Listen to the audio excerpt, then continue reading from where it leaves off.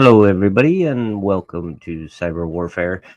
Just wanted to come on and give you guys kind of a heads up on what's going on to kind of recap what we've talked about.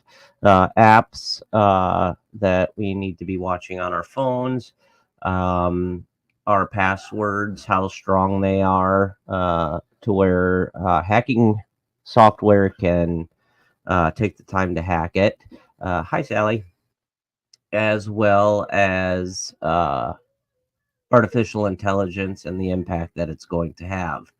I got quite a bit that has come down today, even, and I'll get into that here in a minute. But the YouTube kids, some of the things that a adolescent psychologist came out with after a study of kids watching the YouTube kids.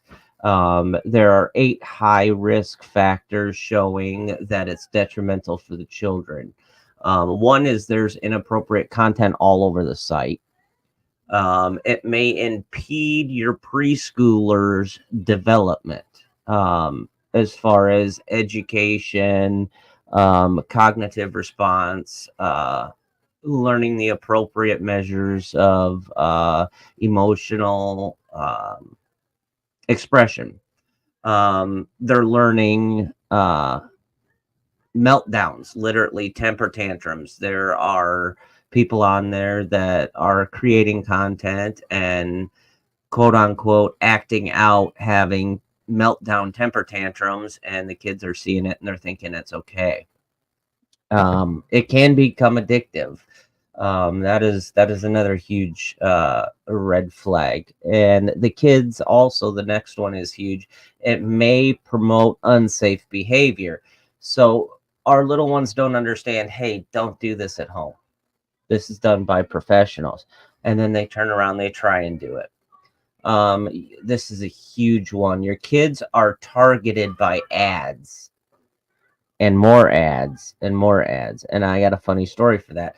My son, who's 5, watches YouTube Kids. I've got him completely locked out, but there are still times where things will pop up, and I'll have to say, "Hey, dude, you need to switch the video," but you can't switch the ads. And bless him, he was sitting there writing and drawing one day, and I'm like, "What are you doing?" He's like, "I'm drawing a plan to make America great again." I died laughing. I thought it was cool. But yeah, so they are influenced by our political ads as well. It can affect sleep. They see things on there, could give them nightmares, could give them night terrors, or they could just be on it so much and so addictive that it's dealing with their sleep. And the YouTube comments can be problematic for them as well. So we don't want kids to, we want to limit the amount of cyberbullying going on. And hello, Joe. Thanks for joining us. So a couple things that are going on. I've got a lovely little PowerPoint today. So we've got cyber news starting out, and this is a huge thing going on that they have been after this guy, a cyber hitman. A 29-year-old Ukrainian national was arrested in connection with running a sophisticated crypto-jacking scheme, netting him over $2 million. So that'd be 1.8 million euro in illicit profits. He stole that much money. The person described as the mastermind behind the operation was apprehended in Ukraine on January 9th by the National Police of Ukraine with support of Europol and an unnamed cloud service provider following months of intensive cooperation. A cloud provider approached Europol back in January of 2023 with information regarding compromised cloud user accounts and adding it shared intelligence with Ukrainian authorities. Hi, Ruth. So this 29-year-old kid was using a sophisticated crypto jacking scheme in Ukraine and stealing people's money out of their crypto accounts. And it was all based on using the cloud and the cloud service provider. If anybody uses Opera or Opera GX as your browser for the internet instead of using like Google Chrome, Mozilla Firefox, do not use Edge. If you are running Windows, do not use Microsoft Edge because you are redlining the capabilities of your computer. Essentially, if you think about it from an engine standpoint, you're revving your engine to the max without going anywhere, hoping it doesn't blow up. So on the backside, if you are using Opera or Opera GX right now, it is highly, highly easy and prone to attack. Somebody within the company, they have not figured out who yet, has put an extension in that when your computer automatically updates all of its programming, there's a malicious extension on there that automatically puts malware in the operating system itself. So anybody that has access to look at that extension can then turn around and look at what you have on your computer. So we want to be very, very careful of that. There are 3 new ransomwares within the first 18 days of 2024 that we need to watch out for. Anything that has anything to do with 3 a.m. ransomware in the name, or 3 a.m. Rasida or the Ikira group are all very, very, very highly potent ransomwares.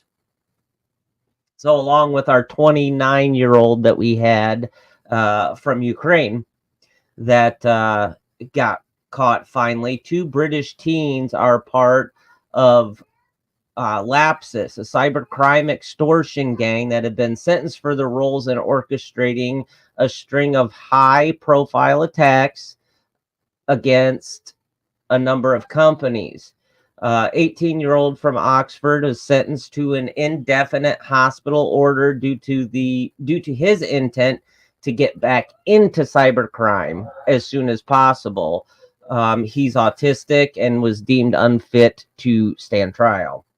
A 17-year-old unnamed minor was sentenced to 18 months in a youth rehabilitation order, including 3 months extensive supervision and surveillance equipment, GPS tracking, I would assume. And he was found guilty on 2 counts of fraud, computer misuse, and 1 count of blackmail. Both defendants were initially arrested in January of 22. And then they're released under the investigation. They were rearrested in March. It's been a huge thing going on, and they were arrested again in that September.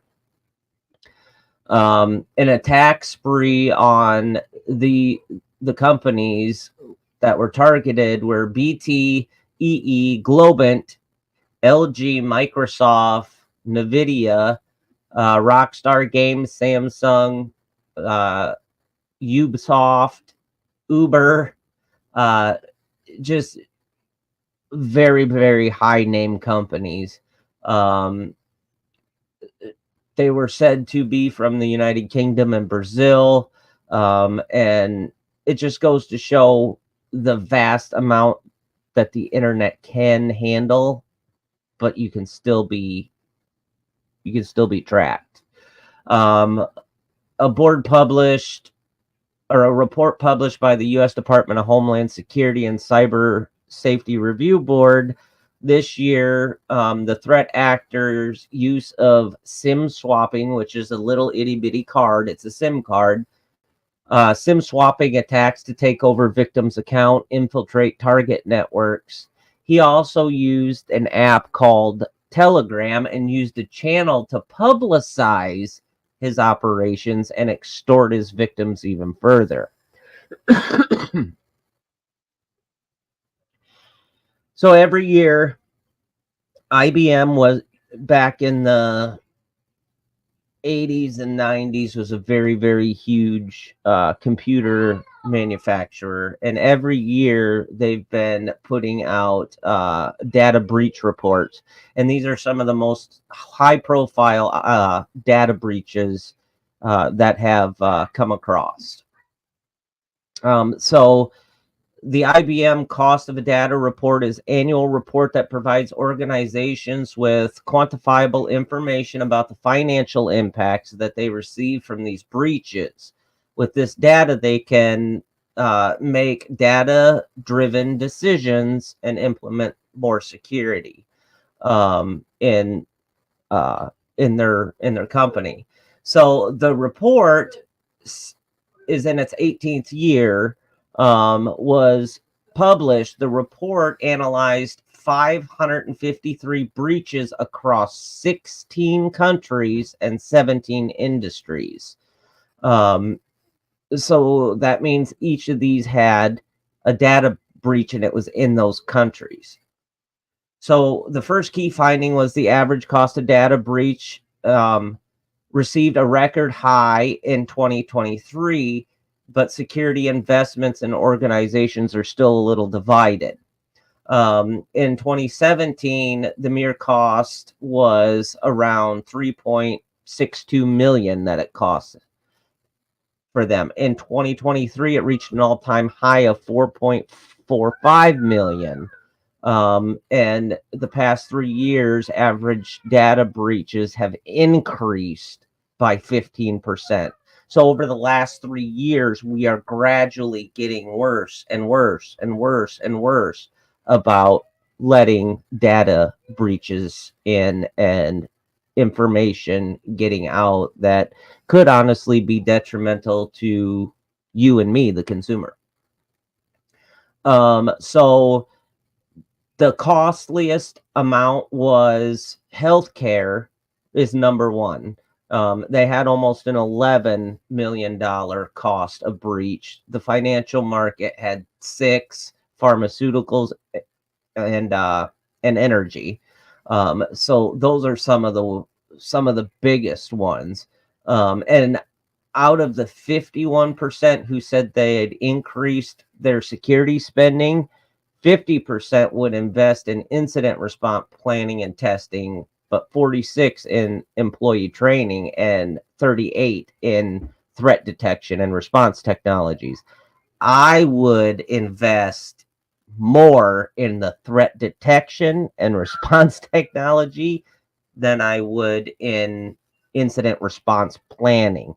Just for the simple fact is, if you've already got your threat detection and response technologies in place, your incident response planning and testing can fall a little further down the line. DevSecOps approach to deploying incident response teams and using security, and here it is again, artificial intelligent automation would produce large savings. So they're saying that if they use the approach of DevSecOps, that they can make way for AI and have a large savings in the long run. Okay, there's some other things to consider. Yes, they have the investment of getting the AI technology in and get it implemented and trained the way it's supposed to be trained and whatnot, and hope that it actually works the way that it says it's going to work. And then you might see a return 10, 15 years down the line, or some companies maybe even longer. But in the long run, they are still a computer. It's artificial intelligence. It is still a computer. And anybody that says computers can't make mistakes has never used one. That is my belief. The IBM Securities found that the use and security of AI and automation has a direct impact on the average cost of a data breach. Organizations that extensively invested in and deployed AI in their environment and organizations saved an average of 1.76 million per data breach compared to organizations that didn't. They also saved 108 days in breach time or response time. Yes, I can see that. But what AI is looking for, there's so much more that's going to be coming at them because scammers are going to get more wise. They're going to come up with new scams, new phishing schemes, things like that, and turn around, and AI is not going to know what to do. You spent multi-millions of dollars to incorporate AI just to save almost $2 million per breach in the breach that it's trained to look for. And then 1.68 million could be saved for organizations that use the DevSec approach, and then 1.4 million saved for organizations with an incident response team and regular training. So you're not really, if they use the DevSecOps and the AI, you're getting 1.68 million you're saving. If you train your people, you have your stuff in order, you have all your protection, antivirus, virtual private network, you're saving 1.49 million, and you have real people on the ground looking. And if it's suspicious to a human, what's the odds that it's going to be suspicious to AI? It's not.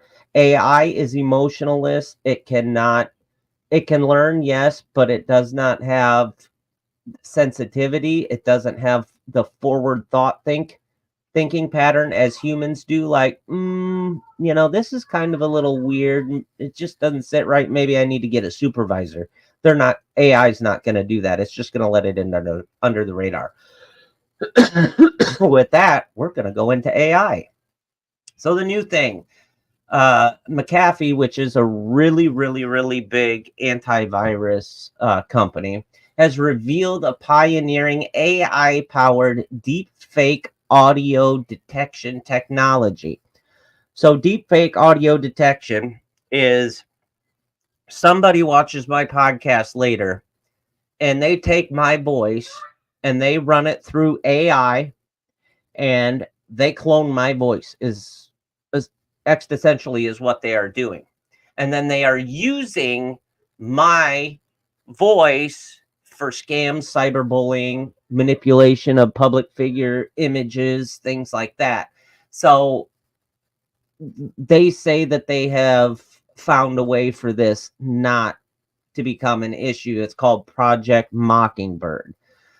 Just another way that AI is making our lives easier. Well, you're cloning my voice? I don't think so. Not making it very, very easy for me at all. And Grobman, who is in charge of McAfee, said, much like weather forecasting indicating a 70% chance of rain helps you plan your day, their technology equips you with the insights to make educated decisions about whether the content is what it appears to be. So I'm going to take that down for a minute. It's basically what is going to end up happening. Who are our biggest people that fall for scams? The elderly, the handicapped. So thank God she's gone, because I don't think she could handle all this technology. My grandmother, what they could do is they could take my voice off my podcast, clone it, run it through this program, turn around, find all of my contacts by putting spyware on my phone, and then call my grandmother, and then have a program AI, and you're just typing what you want it to say to see if they'll send money, or they'll do this, or they'll do that. People are already doing it in other countries. And it's scary and it's sad. How do you know you're talking to a bill collector? How do you know if the person is legit? Or somebody's calling from your electric company saying, hey, you've got 2 hours to pay this amount of money or I'm shutting you off.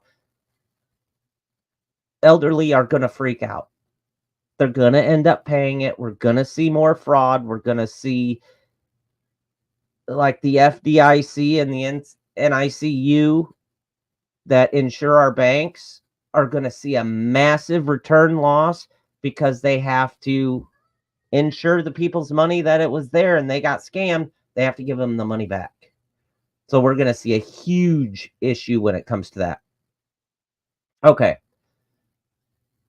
I went over that. It's more for the elderly and, you know, the handicapped, people that are at high risk of taking somebody for their word over the phone. OpenAI is a company in the UK that they use tools like Chat GPT, things where you chat with a quote unquote person, but it's an AI. They're having problems with copyright law, and they went to preliminary committee and told them it would be impossible to develop any of today's leading AI systems without using vast amounts of copyrighted data. They are trying to slip it under the radar to where this company is going to be able to run OpenAI and avoid copyright infringement. So anything that they use for OpenAI that is copyrighted, they are immune from copyright infringement because it's quote unquote better for everybody in the long run. OpenAI has had multiple lawsuits from media outlets like the New York Times for copyright breaches.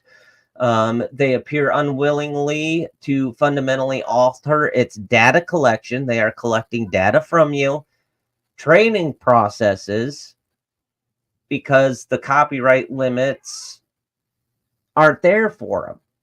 It's quote, their constraints are self-imposed, are not there because AI does not understand that it's copyright infringing somebody.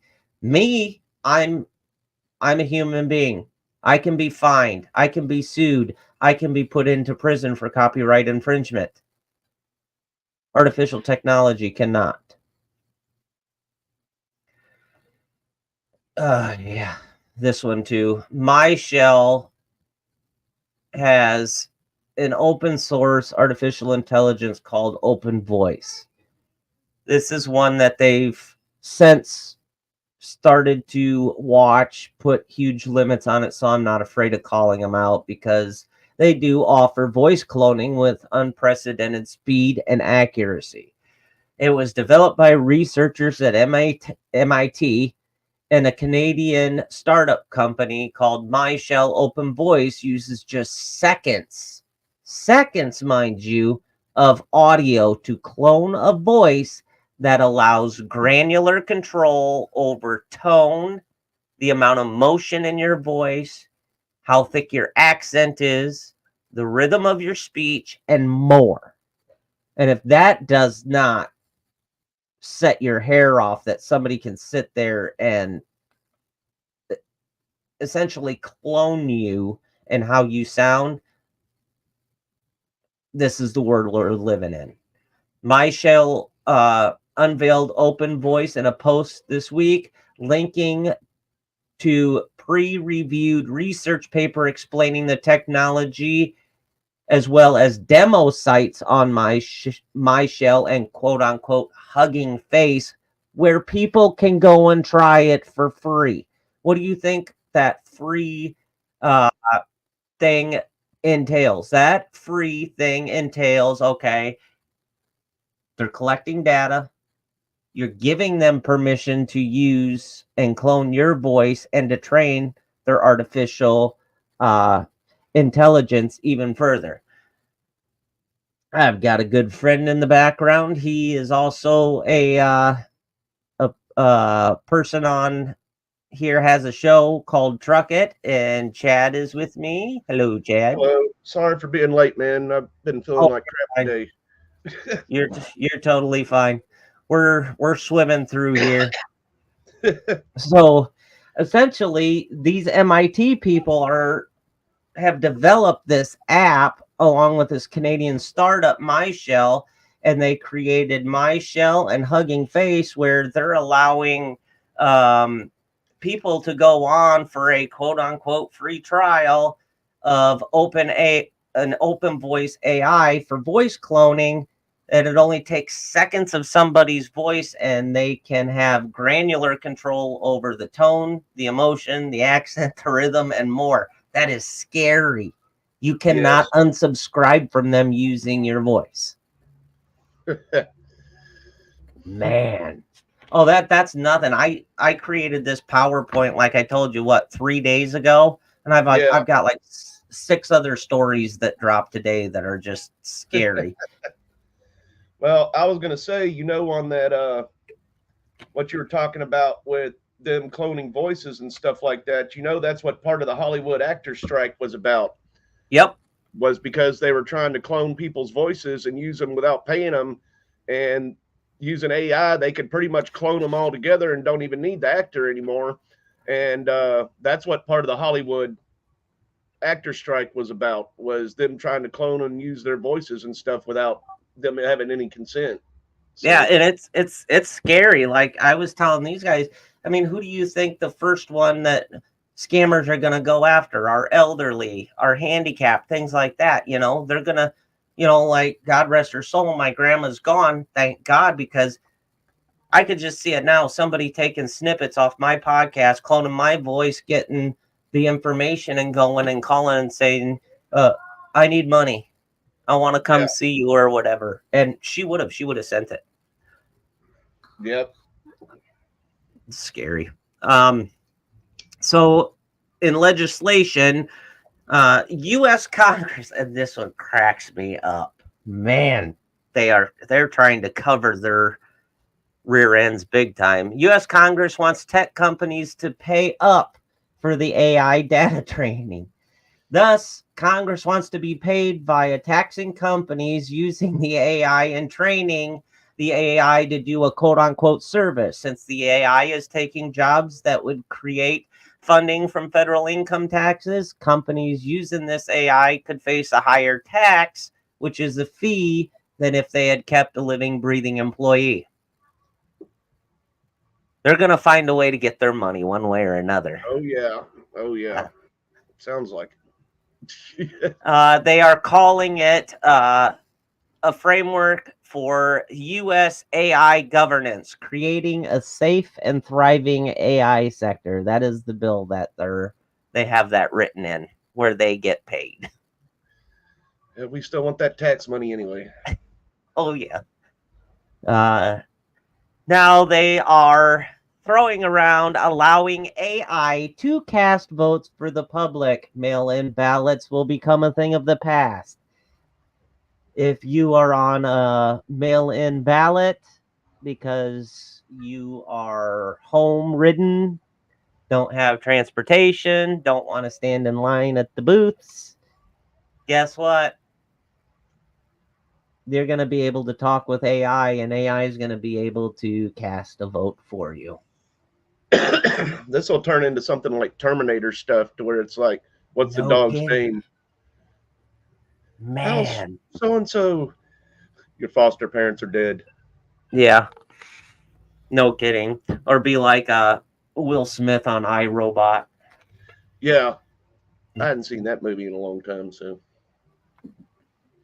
Okay, so the economic side of this is even more.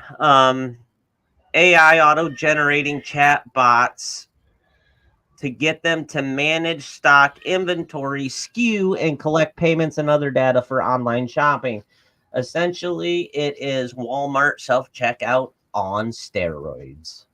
And it's going to collect your data and hold it in a bank, in a memory bank.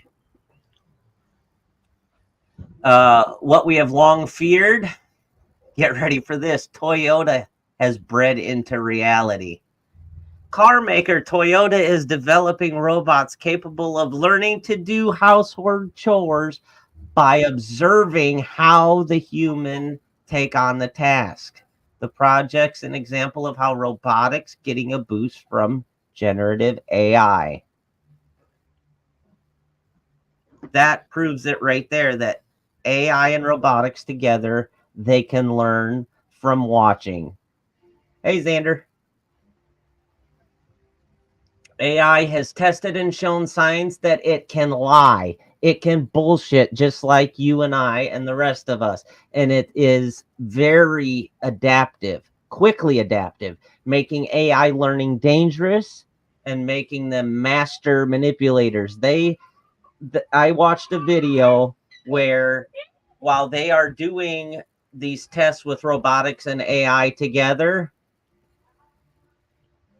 the robot through AI was pranking the trainer. And it wasn't programmed to do it, because you can sit there and watch the person that's supposed to be doing the answers to teach the AI side of it, but it's already learned enough. Oh, it's nuts. It's nuts. Yeah, I can believe it. RoboCop. That's going to be the next thing you watch. AI. We're going to have RoboCop for real. Artificial cryptocurrency. Stay away from it.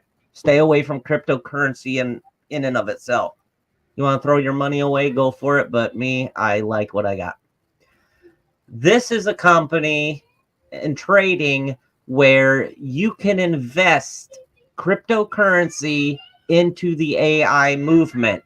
Right now, it is sitting at just under $6 billion of somebody else's money over the board. And these are the companies that are benefiting from it. And that's money that they get to use to develop this monster. And I wonder how much of that money is actually our tax dollars too. That's what I wonder too. If not our tax, it might be China just using our money to. Probably. Or Zelensky, who knows? Who knows? So, if you Google the pros and cons of artificial intelligence, this will come up on Google. It'll lead to unemployment, AI bias. Basically, people are going to be protesting AI is, who knows, a gender probably. I have no freaking clue. It's high cost. There's no improvement that it could possibly do other than the fact it's taking jobs, and it's going to make things worse because we're not even remotely crawling in the technological age. You have to crawl before you walk. And how much computers are blowing up and getting more and more fancier. Yeah. You got to learn from it. Everybody's going to be dependent on AI. Lacking out of box thinking. Privacy concerns. That's a huge one. Security risks. Humans become lazy. We've already got enough issues with cell phones in our hands. I'll agree with that 100%. And I think we're crawling now. That's part of the problem, is we're starting to crawl and we're running into things. So yeah, things off the shelf on us and stuff like that. So now we've got even more stuff we're going to start doing with all this AI stuff coming around. I guess that's a good way to put it in a sense. So, with all the AI stuff, though, I know a lot of it majorly fails right now and has been for a while. I know a place I used to work at that tried retina scanning for access into their jobs or their buildings, and they turned off of it because it was too unreliable. And I don't hear about that too much anymore, saying you need a retina scan anymore. No, they do it on cell phones and stuff like that. And I'm gonna tell you guys, don't use your face recognition app on the widget on your phone to unlock your phone. Mine never If worked. you've got your location turned on or anything like that, once your face is scanned, you're agreeing to the terms and conditions of whoever made that cell phone when you actually buy it and you originally set it up, unless it's not in there that they can't sell your information. I guarantee you it's going into a data bank. Oh, I'm Otherwise, sure. it wouldn't know every time you picked it up. Cell phones, fingerprints, you know. Yep. And the only thing stopping them right now is legislation, like you had on there. The only thing stopping them from doing more with that is the laws that we have, privacy laws that we do have right now, but our laws are way behind the technology on a lot of that stuff, unless it comes to taxes, like you put up there. But I mean, I remember when robots started replacing humans in auto manufacturing and stuff like that, and Paint booths. well, not just paint booths, but I mean welding. A lot of stuff. Mm-hmm. I mean, you go and look at an auto manufacturing plant, and they got not robots, but machines. I mean, I guess they're kind of robots. They're only designed to do the same thing over and over again. And with pinpoint measurements. Yeah. And accuracy. So, yeah, it is. That's basically what it is. And I use Chrome. I mean, I told you guys how much I stand behind Chrome. Earlier today, Chrome launched an update. It updates in the background. You don't personally have to do it. 0-day alert. An updated Chrome. It had to do a fix because it somehow, the way the coding was written, there were 4 key aspects in the coding that made Chrome wide open and available for about 30 minutes. And then they figured it out. They fixed it. They shut everything down, and they automatically went back to the previous version of Chrome, and that's what they've been operating on until they get it fixed. Chrome is not afraid to admit when it's got issues. I'll agree with that. Here's another problem with that is as end users, we're allowed to just update our Chrome or let Chrome update itself. If you want to talk about big stuff like banks, healthcare, the government, most of their stuff has to go through testing and be approved. And I know as far as most of the government goes, a lot of that Chrome stuff has to be tested and be released, the updates, within a week of whenever, like Chrome puts out an update. Chrome pretty much puts out an update once a week at the minimum. Yep. But we don't really see it, but it's still on there and stuff. So that 0-day one could have been updated and then not been marched back until it got approval from the admins or the software admins at the company. Right. If they didn't release that it had a problem right away and it was on your computer and for 2 or 3 days. And I'm fully behind Chrome as well. One reason why I don't like Edge is because I don't like being forced to use a browser, and Microsoft is pretty much made to where you can't remove Edge, or IE's not around anymore. But well, and that's a whole thing in of itself. When we had Internet Explorer, like on Windows 98, ME, XP, and Windows 2000, essentially nobody knew at the time, and they didn't catch on to it till later, but that's how Microsoft built its operating system. They built it on the backbone coding of the program Internet Explorer. Yeah. So you're running Internet Explorer at the same time you're running your operating system, so you're redlining your computer, like I was talking to you guys earlier about. It's like sitting in the driveway, flooring your car to redline and hope it doesn't blow up is basically what's going on. So essentially, Internet Explorer started going downhill big time because Microsoft made them an offer to buy them out. Eventually, Microsoft did buy them out.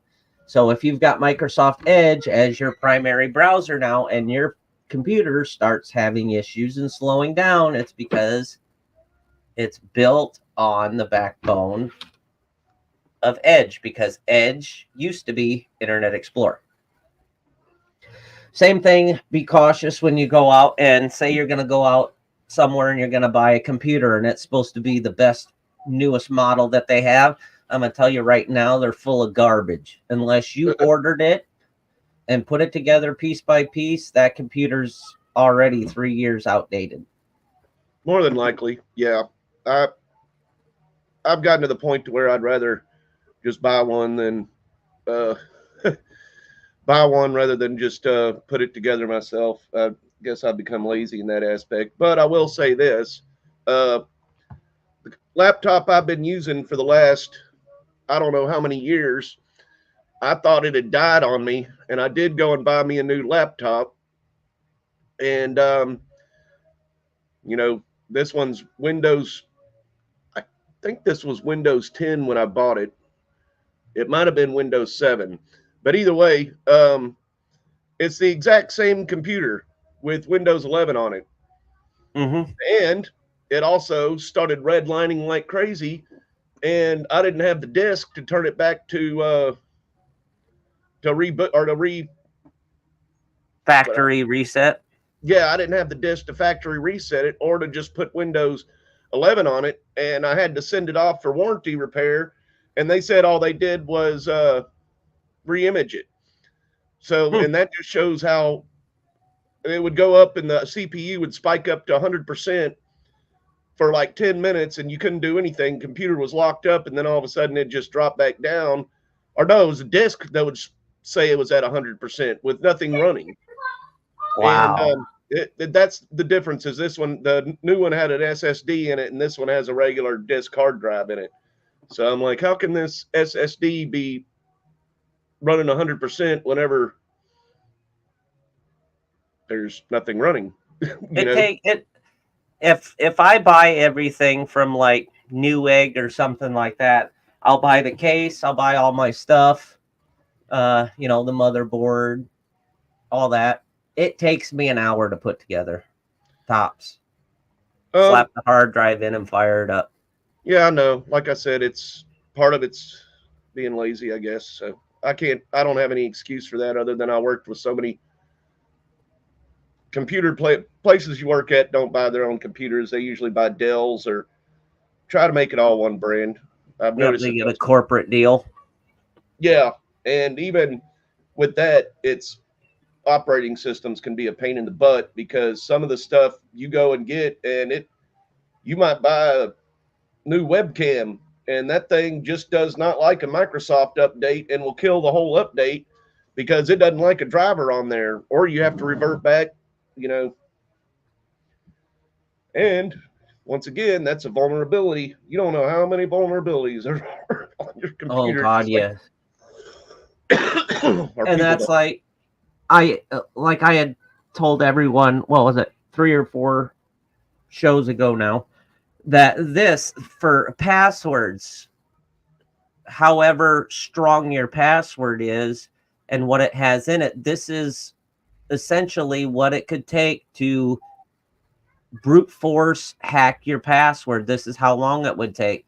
Like if you only have X amount of characters, or mine is in the 380 billion years, which God, I hope I still ain't around. I'll be right back again. I'm sorry. Oh yeah, you're fine. So, due to the current time in the Netherlands, I will take my rest. Okay, Xander, you have a good evening. Another thing, every time there is unrest in the world with wars, you better believe tech's going to be a part of it. Iranian hackers masquerade as journalists to spy on Israel-Hamas war experts. So a high-profile individuals working in the Middle East affairs at university and research organization in Belgium, France, Gaza, Israel, and the UK, and the United States have been targeted by an Iranian cyber espionage group called Mint Sandstorm since November of 2003. The threat actor used fishing lures, not actual fishing for fish, but fishing lures to attempt to socially engineer targets into downloading malicious files.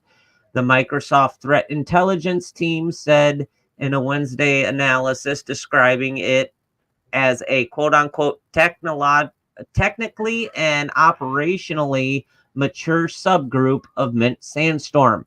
The attacks, in select cases, involve the use of previously undocumented backdoor dubbed media PI is the software they're using, indicating ongoing endeavors by Iranian threat actors and refine their post-intrusion tradecraft. Essentially, they can open the door to whatever they're hacking into and have now since learned to close that door to make it look like they aren't there.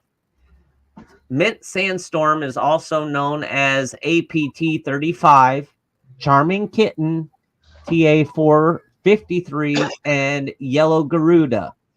It's known for its adapt social engineering campaigns, so it is going to be all over your social media sites. Any one of those companies or tag names. Even resorting to legitimate but compromised accounts to send phishing emails to prospective targets. And they are affiliated with the Iran's Islamic Revolutionary Guard Corps. So, like, we don't have enough going on over there. They're branching out, and on their own, we've got the Revolutionary Corps trying to hack into everybody's databases. And I would just like to say, as far as AI goes, that's pretty much what your junk mail folder is at this point in time. Yep. So it sorts out. And as far as the brute hacking, the brute force hacking, that's pretty much, I don't know if you already said it or not, but that's pretty much when they go in and try like all kinds of password uh, things. If, once again, I hate to refer back to this movie again, but like Terminator 2, in the beginning of Terminator 2, whenever they're going up and stealing the money out of the ATM machine. Yep. And it goes and it's down to where it gets the right number.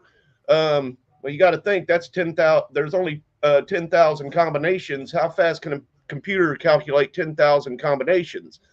So, because if your PIN number is only 4 digits long, you've only got 10,000. Now, you add a letter in there somewhere, that adds 26 more complications in there. And then if you had to add numbers in there, I don't know what 26 times 4 or 26 times 26 times whatever it'd be. You'd actually be 36 because you'd have numbers in there too. And then if you add, that's why now it'll tell you you have to have number, letter, because it means they have to have special character. Yeah. So then the longer your password is with the more special characters, the longer it's going to take to brute force attack. So, yep. And I mean, they even go as far as brute force. They can go on the dark web and they can buy yours or mine and probably 60 other people's information and pathways and stuff that they've recorded, buy it, and then turn around and have the computer sit there and chew on it. Yeah. Until they get it hacked and cracked. Yep, pretty much. And then that's another thing. I'm sure you've talked about this before. I'm not meaning to interrupt your show. And oh, you're fine. Go ahead. Another thing you got to think about is, remember I was talking about Terminator 2, and he's like, Arnold Schwarzenegger's like, what's the dog's name? And he's like, Max, why? And he's like, what's wrong with Wolfie? When they're both characterizing each other's name. And he's like, Wolfie's fine, dear. Wolfie's just fine. And then puts the knife through his thing.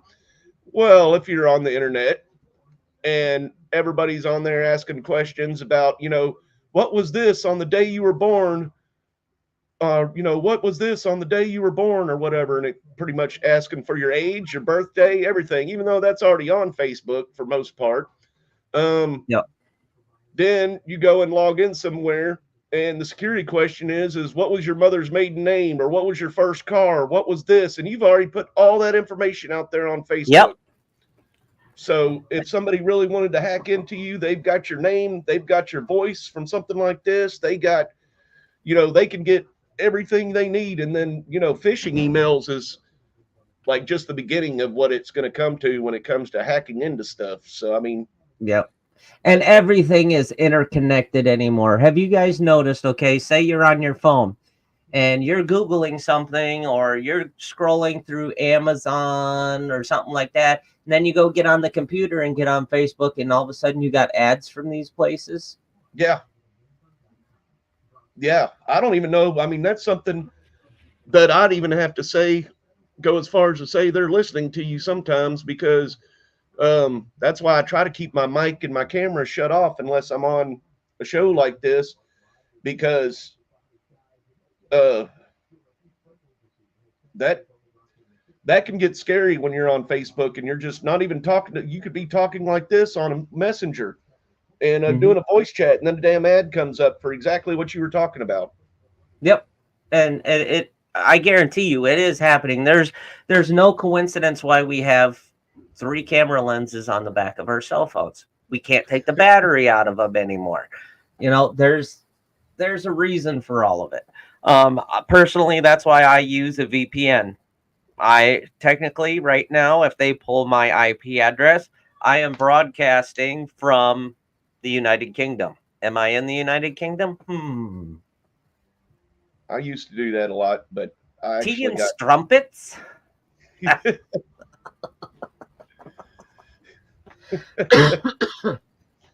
Oh Lord. That makes it harder for the hackers, but if it's the government, they can still backtrack you. But Oh, they can. If they want to listen to all the crap that I call them out on, and they want to waste their time, I'll take the views. Yeah, there you go. I'll take the views, then we'll get sponsorship faster. Right. But get the government AI to sponsor us. Then they'll tax us for having a viewer that's AI. Right. And the reason I tell everybody on your cell phone, keep your location off. Like if I drive to town, and it's a college town, so I mean it's pretty much a city. I guess I shouldn't call it a town, but it's a city. So you got a ton of restaurants, a ton of shopping places. If you're on Facebook and you're just scrolling through while you're riding in the car and someone else is driving, mind you, don't be on it while you're driving. They all of a sudden you keep scrolling, ads for places in that town start coming up too. Your location's turned on. They can tell where you're at. Progressive snapshot plugs into your car. That's been around for a while, but yeah, State Farm does that too. Yeah, State Farm does it, and they can see how fast you're going. They can see where you've gone, what your trip is. Hard braking. Yeah. So I don't agree with that either, because that is GPS is bad enough whenever I've got my phone on and using it, but that's just going way too far for me, is having somebody completely, I mean, I'm sure Tesla does the same thing. Oh yeah, I'm sure. With stuff. And see, that's whenever, if they want to say you've got a warrant out or you don't have a license, they could just shut your car off. Yeah. So even if, and I know in some states, Florida doesn't seem like one, but I know in some states they make mistakes all the dang time with warrants and stuff like that. So I'll have to send you a video if I could still find it. When Tesla first started testing these, there is a video out there somewhere where the guy actually hacked his Tesla, and he made the steering wheel like just gyrate back and forth like that. And it wasn't long after that they stopped their campaign and worked on it more. And it's a computer on wheels, guys. Pretty much. I mean, and it's now your car might be equipped with everything, but you got to pay for it to get it activated. You know, and if Here's you go another one: Sirius satellite radio. Beamed to your car because of your subscription.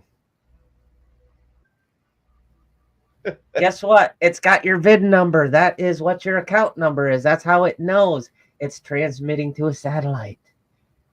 I don't have access to that satellite. I know XM doesn't make nearly enough money to manage their own satellite and to get it into outer space. I wonder who does. Yeah. I mean, on my Ford, I was supposed to download a thing called Ford Pass to get my radio to work right. You know. Yep. We've had them in. We had Qualcomms in semi. They were literally this big, keyboard built into it, just a tiny little screen. But our dispatcher could see where we were in the 90s. They could, late 90s, they could pinpoint where we were within 20 feet of where that truck was sitting. Yep. Now you get it on your pizza. Yep. When you order pizza. So you can tell where your pizza driver is at all times. Or I don't use Uber or anything like that. It's too dang expensive for where I live.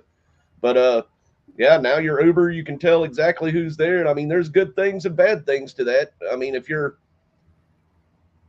stuck on the side of the road in this weather somewhere, I guess it's a good thing to tell your truck's not moving, and so dispatcher can call. Or, you know, if somebody's trying to rob you and you're an Uber driver, then I guess you can call in, and the person's going to be scanned on who they were, and then you'll get kicked out of Uber for life if you do something like that. But yeah.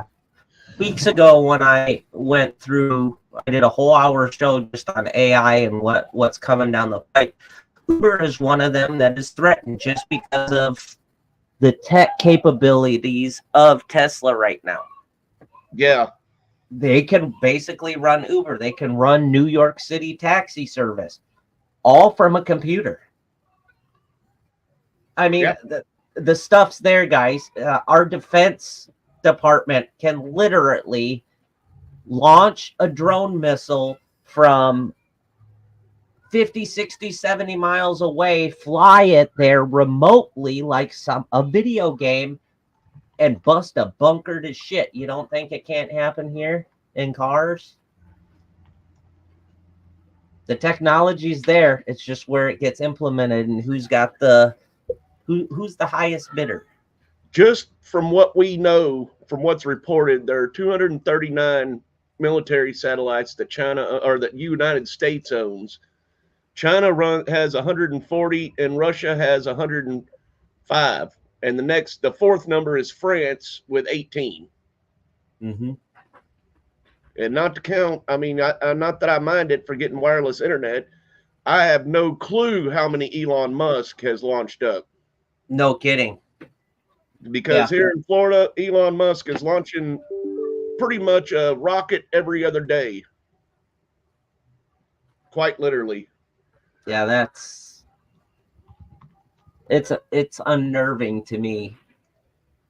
Like, the news doesn't scare me as much, you know, if I turn on the Today Show and stuff, you know, it doesn't get under my skin. But a lot of this tech stuff that they're letting out of the gate unbridled, that I find that's very unnerving.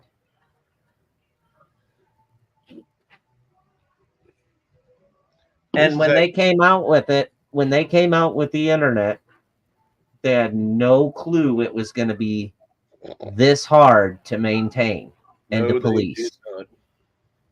No, they did not. But all right, guys, it is our hour mark, and I will continue to get stuff put together to keep everybody safe. Those that were with me tonight, thank you for joining me. You too, Chad. Thanks for popping in. Sorry I was late. Oh, you're fine. Until next time, guys, we'll see you. Have a good night.